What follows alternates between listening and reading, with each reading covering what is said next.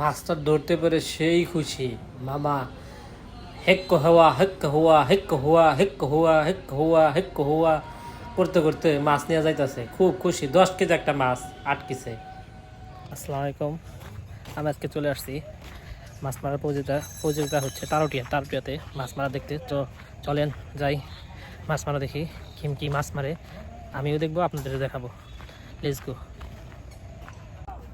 প্রথমে ঢুকে দেখতে পেলাম বিশাল একটা পুকুর, দুই সাইডে মানুষের আনাগোনা অনেক। আমি কখনোই যাইনি, আজকে ফার্স্ট টাইম গেছি। তো যাই দেখলাম দুই সাইডে হিউজ দর্শক, মানে দুই সাইডে দর্শকরা ভিড় করে আছে।